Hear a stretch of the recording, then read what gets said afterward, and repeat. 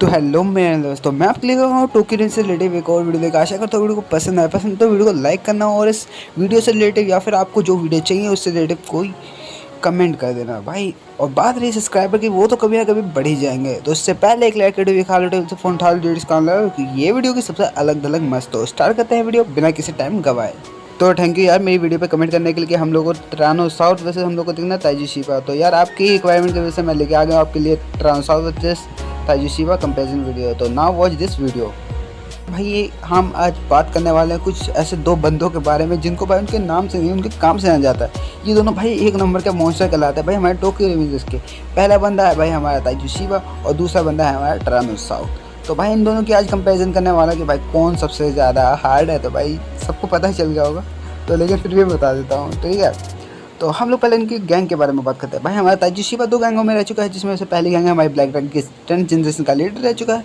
और भाई दूसरी गैंग है हमारी टोक्यो मांजी 2nd जनरेशन गैंग भाई साहब, जो कि अभी चल रही है। और हमारा ट्रानो साउथ उसके अपोजिट में रह चुका है भाई हमारा डीनो साउथ गैंग का लीडर, जो कि वो 12 साल की उम्र में बना था अपने स्टेप फादर को मार के। और भाई इसके बाद उसने पीछे मुड़ के नहीं देखा और फिर दूसरी गैंग बनाई जो कि थी रोकू हारा टेंडा, जो कि 3 वॉर में एक बहुत ही ताकतवर गैंग थी। तो पहले बात करेंगे हम लोग ताइजी शिबा की। तो भाई ताइजी शिबा एक अलग ही मॉन्स्टर है, जो कि हमारे टोक्यो रिवेंजर्स का वन ऑफ द बेस्ट सबसे पहला मॉन्स्टर है, जो कि भाई इसके बाद हमारा दूसरा मॉन्स्टर भी आता है। लेकिन पहले मॉन्स्टर को भाई कौन नहीं बुला सकता, कोई नहीं बुला सकता यार, क्योंकि ये अभी भी चल रहा है। हमारे ताइजी शिबा की बात करें तो भाई एक नंबर की स्ट्रेंथ है भाई। जिस तरह से भाई ये बंदा टक्कर दे देता ना हर बंदे को, मतलब अभी तक इसको कम ही लोगों ने पिटते देखा, क्योंकि इसकी ज़्यादा फाइटें हम लोग को दिखाई नहीं गई। तो हम लोग पहले फाइट की बात करते हैं, जो कि हमारे ताकेमिची के साथ हुई थी, जो कि पहली शुरुआती में भाई साहब हमारे ताकेमिची को पकड़ के 2 मुक्के मार के शांत कर दिया था हमारे ताइजी शिबा ने। इससे हम लोग को पता चलता कि भाई वो कितने ज़्यादा ताकतवर है, क्योंकि हमारे ताकेमिची 2-3 मुक्के मारने के बाद खाने के बाद भी बंदा उठता नहीं है, मतलब उठ जाता भाई, लड़ने के लिए उतावला हो जाता। लेकिन भाई हमारे ताइजी शिबा के कुछ ऐसे खतरनाक मुक्के थे जिसकी वजह से वो हवा में टंगा रहा था। खासकर तो भाई उसकी हाइट एक उसकी भाई ताकत को एक अलग ही लुक दे देते, मतलब भाई सब गजबी, मतलब इतना बड़ा ताकतवर इंसान अगर किसी का मुक्का मार देता है वो बंदा शांत हो जाता है। और हमारे ताकेमिची की बात करी जाए तो भाई हमारे ताकेमिची को खाली एक हाथ से उठा लिया था कॉलर से, और भाई से उससे मतलब हंसने लगा था उसके सामने कि जिस तरह से भाई वो टोक्यो मांजी फर्स्ट गैंग का कैप्टन है। तो भाई यहाँ पे हम लोग को पता चलता कि भाई हमारे ताइजी शिबा की हाइट और उसकी ताकत एक अलग ही लेवल पे है, क्योंकि जिस तरह से उसकी हाइट और ताकत को कंबाइन करने पर भाई ऐसा खतरनाक बंदा बनता है, तो वो ताइजी शिबा ही बन सकता है।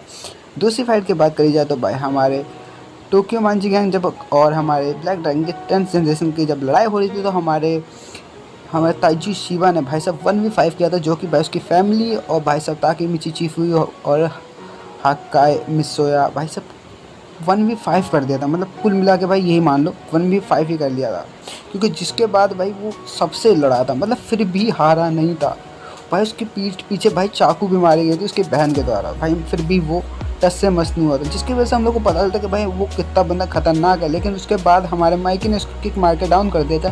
लेकिन इससे हम लोग को ये तो पता चल जाता है कि भाई हमारा ताइजी शिबा कितना ताकतवर है, क्योंकि भाई हर एक बंदे को अगर चाकू लग जाए ना किसी बंदे के, तो भाई वहीं वही मतलब फ्लैट हो जाता है भाई, कोमा में पहुंच जाता है। लेकिन भाई हमारा ताइजी शिबा ऐसा नहीं है भाई। ड्रैगन के केस में भी ऐसा हुआ था, वो तो फ्लैट ही हो गया था, लेकिन कुछ कुछ सांसें बाकी थी उसकी भी।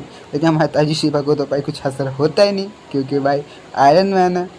और भाई तीसरी फाइट की बात करी जाए तो भाई वो चल रही है हमारे वकासा और बेंगे के साथ भाई साहब। लेकिन हमारे कांटो मांजी गैंग के 100 से भी ज़्यादा, मतलब पूरे कांटो मांजी 100 से ज़्यादा नहीं है, आसपास ही कह सकते हैं, क्योंकि जिस तरह से वो कांटो मांजी गैंग पे रस कर रहा है ना भाई, हमारे चैप्टर 259 में और 8 में ऐसे कंबाइन कर सकते हैं, मिला के जोड़ लो भाई किस में होगा, मतलब ऐसी।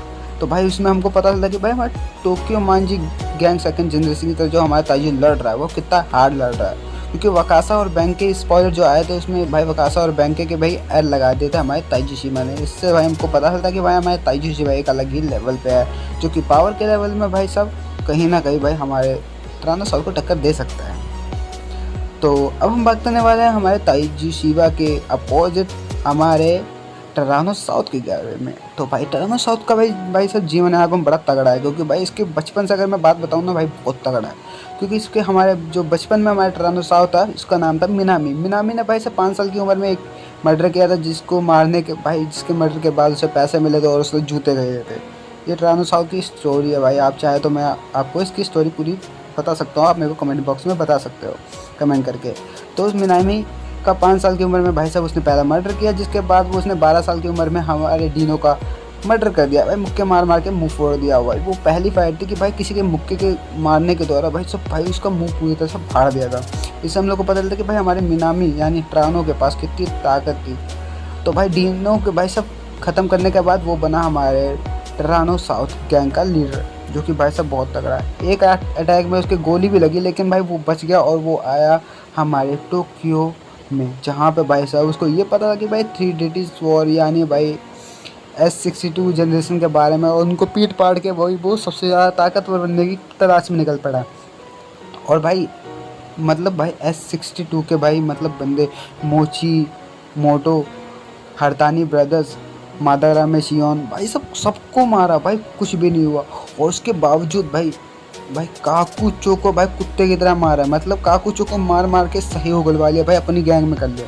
तो भाई इससे हम लोग को पता लगा भाई ताकत कितनी। और भाई हमारे ट्रानो साउथ की ताकत वहाँ पता चलती है जब हमारे लेजेंडरी डुओ को भाई, जिसके साथ हमारी ताइजी शिबा की लड़ाई हो रही है, लेकिन लेजेंडरी डुओ को भाई सब डार्क इम्पल्सेस में आके तक कुत्ते की तरह मारा ना भाई खतरनाक ताकत है, मतलब मान ही नहीं सकते। और भाई जैसे कि माइकी की इतनी किक पड़ने के बाद भी कोई बंदा, मतलब भाई 20-25 किक भाई कौन झेल लेता है यार उसकी माइकी की किक। भाई हमारा ताइजी शिबा एक किक में ढेर हो गया था भाई, सबको पता है। लेकिन भाई हमारा ट्रानोस राउथ भाई इतनी किक खा के भाई कैसे जिंदा रह सकता है भाई, मुझे तो नहीं पता था भाई इतना खतरनाक बंदा भी होता होगा। लेकिन भाई बात तो ये फैक्ट थी कि भाई अब हमारा ट्रानोस साउथ ख़त्म हो चुका है। और भाई हमारे जो इन दोनों के भाई कंपैरिजन में भाई सबसे ज़्यादा ताकतवर निकलता है भाई, वो होता है हमारा ट्रानो साउथ।